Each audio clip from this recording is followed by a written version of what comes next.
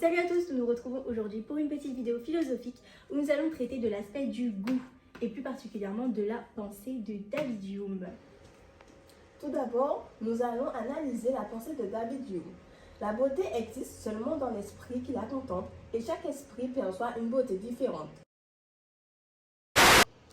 Il y a le mot esprit. Chaque personne possède un esprit propre qui lui permet de ressentir des choses d'un nom particulier.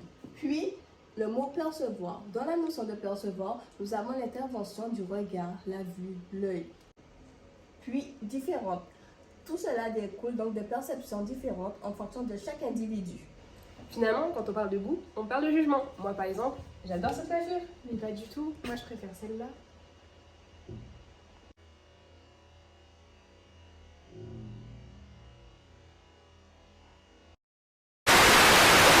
Qu'à travers la vie, nous avons chacun l'opportunité de pouvoir juger si, selon nous, une chose est belle ou non. Cependant, nous n'avons pas tous la même perception du beau. Ce qui remet en question la grande théorie qui disait que la beauté était totalement intrinsèque aux éléments. C'est ainsi que l'on constate une certaine évolution à travers les photos de la perception du beau.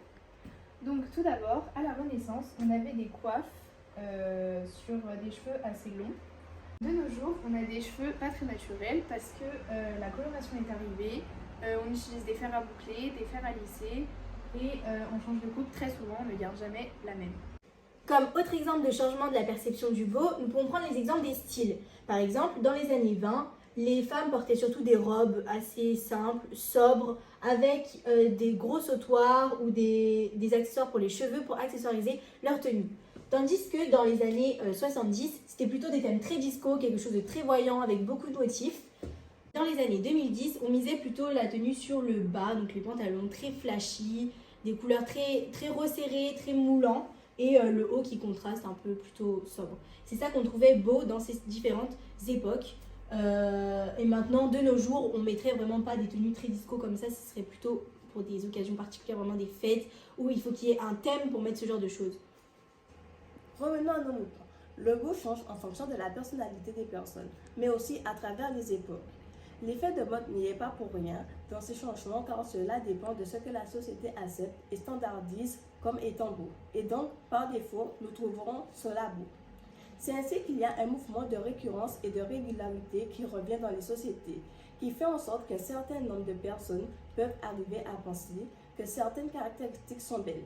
Au-delà de la relativisation du beau, selon Hume, il y a un certain standard du goût dans les sociétés qui diffèrent selon les époques. Ce qu'on veut dire par là, c'est que les gens ont tendance à s'adapter au style de leurs époques, d'où la standardisation du goût, comme nous pouvons voir sur ces photos.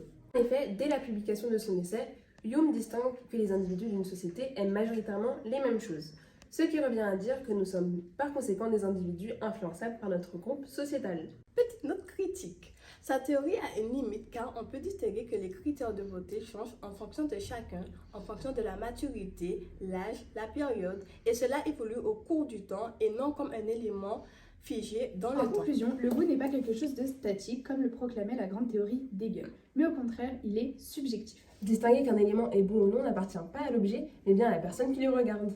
Cependant, l'idée de Hume n'exclut pas une singularité au-delà d'une certaine entente de goût selon les époques. En effet, chaque perception est différente et chacun a la liberté de trouver des attributs beaux sur un objet ou non. C'était les quintuplés de la philosophie, j'espère qu'on vous aura aidé à comprendre un petit peu mieux la citation de David Hume. On se retrouve très prochainement pour des vidéos sur les citations philosophiques. Bisous à tous! Plein.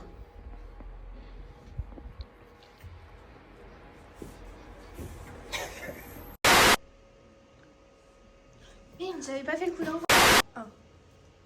Il y a le mot S. C'est bon. Ma belle. Par exemple, dans cette...